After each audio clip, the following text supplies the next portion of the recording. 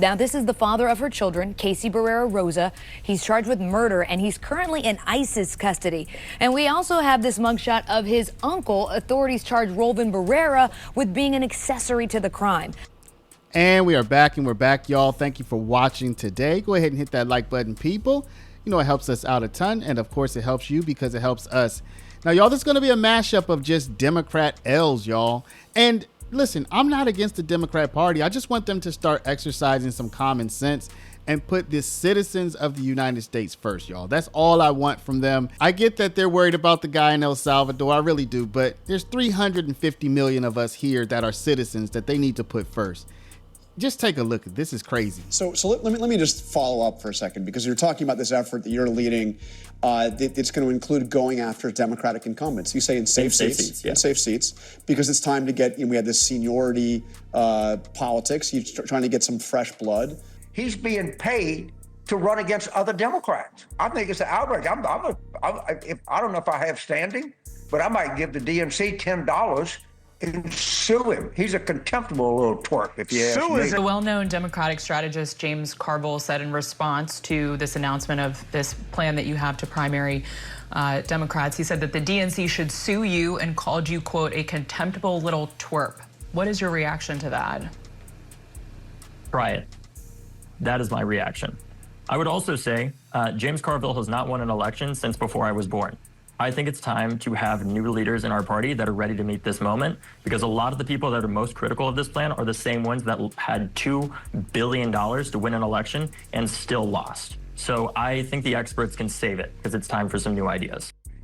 Into the democratic system. You heard Hakeem Jeffries. He actually seemed a little irritated with you or with the effort. He's like, I think we should focus on beating Republicans, not on beating Democrats. David Hogg, who I know you know, a vice chair of the Democratic National Committee, he's going to be joining us on the roundtable, and he is pursuing this effort to unseat some Democrats in safe seats through primary challenges. He's talked about a culture of seniority politics that is not working for the party. He said, quote, we need a better Democratic Party and need to get rid of the Democrats in safe seats who do not understand what is at stake now, who are asleep at the wheel, not meeting the moment, and are a liability now into the future of our party. What's your response to this idea of targeting some of your Democratic incumbents? Well, I look forward to standing behind every single Democratic incumbent, from the most progressive to the most centrist and all points in between. They're working hard in their communities, rising to the occasion. Primaries are a fact of life, but here's the thing. I'm going to really focus on trying to defeat Republican incumbents so we can take back control of the House of Representatives and begin the process of ending this national nightmare that's being visited upon us by far-right extremism. I think it's going to be a hell of a lot harder for us to defeat Republicans with a 27% approval rating, where we cannot simply go out there and say, look, guys, we're not Donald Trump, vote for us. We need to show people how the way that Democrats fight for democracy is by using democracy to revive the American dream, to help combat the rising costs of healthcare, of housing, of elder care, of childcare, and education, and making sure that we remember that our young people in particular, they are losing faith in our democracy, and people of all ages, because they feel like the American dream does not exist for them anymore. And the answer to that is using democracy with courageous Democrats that actually want to fight back against what's happening. They're losing Donna, what's faith. wrong? Yeah, go ahead. My position is many of these so-called safe blue seats, and I can get in trouble. Many of them are seats that women and minorities finally had an opportunity to come and sit in, because there were no seats at the table for us. So before you start wiping clean the menu and the plates and the seats, be very careful, because many of those seats are in As a districts where we former are. party chairman, Durance, how would you handle a vice chair who was going to primary? Well, I'll answer and then I'll explain it. I mean, unfortunately, David, I'd have you removed from the party because I think, number one, I think you're sincere. I don't question that. I think you're right. The Democrats are a complete mess. They have no movement. I don't think that's exactly what he said. They've got no. Well, he said they've got no message. They've got no movement. They've got no leader. I mean, it doesn't get any worse than that. I mean, you're defending Harvard. You're traveling to El Salvador for MS-13 gang members. But here's the point. Alleged. You're taking $20 million. If I'm looking at someone, my vice chair, the RNC, taking $20 million for another effort, it's $20 million out of the DNC's pocket. You can't be on the board of the Fishing and Forest Company and on Greenpeace at the same time. There are places for groups to hold the party accountable. I think it's right. Yeah. Let me push back against that. Ahead. This was not an MS-13 gang member, and you damn well know that. Oh, come on. He was not. Okay, and so keep defending this guy. The You're just administration digging admitted your this own was wrong. hole. July 1st of 2024, you posted on your website the following. It's up right now if anyone wants to go to your website. Our country and the world will now recognize this day as the day the Supreme Court of the United States effectively became an illegitimate, politically corrupt arm of the conservative right wing. That's when the Supreme Court of the United States ruled that Donald Trump had immunity from prosecution. And on that day 10 months ago, you called the Supreme Court of the United States illegitimate. Here today, all of a sudden, you seem to be very dedicated, principled, in fact, to the simple rules of law, due process, and legitimacy of the court.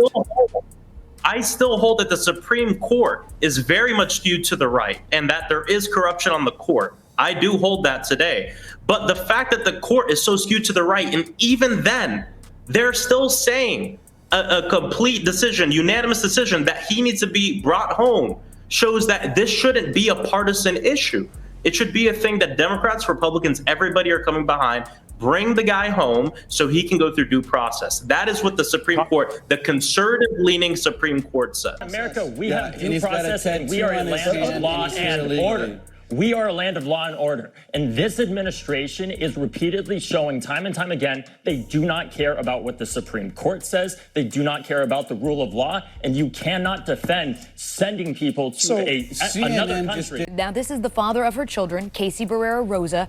He's charged with murder, and he's currently in ISIS custody.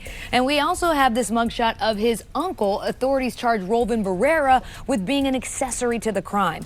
A spokesperson for the Charles County Sheriff's Office says the suspect was methodical in hiding this woman's body, burying her deep, and using old dirt to conceal the hole.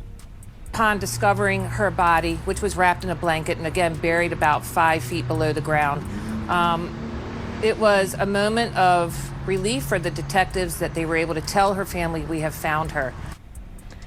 So when we first reported this, authorities told us that they found fraudulent immigration documents for Barrera Rosa and confirmed he was in the U.S. illegally. To another country where they most don't have Americans rights, think where that he's being all denied illegal counsel, immigrants due should be process, and so much deported, more. by the way. So you're losing your effort. Congresswoman Dexter, a question for you. As Representative Garcia mentioned, you've all met with the U.S. ambassador to El Salvador and to call on him to advocate for Abrego Garcia's release. Are you confident he will be released? You know, that is absolutely in the hands of the Trump administration. There is no reason to believe if they advocate and request the return of Abrego Garcia to the United States that it will happen. The El Salvadoran government's under contractual obligation with them. They are paying for his retention.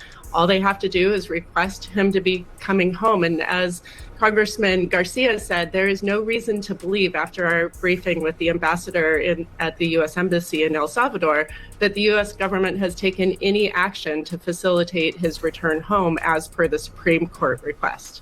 So if you want to try to defend the constitutionality of deporting a illegal immigrant that's here, He took a lot of time to come after me. He's here illegally. The Intel community, every Intel community agency and the White House say he is a member of MS-13. Hey, Reince. Okay, Reince. You made your point. And you're losing the political argument. Wait a minute. You can't win this.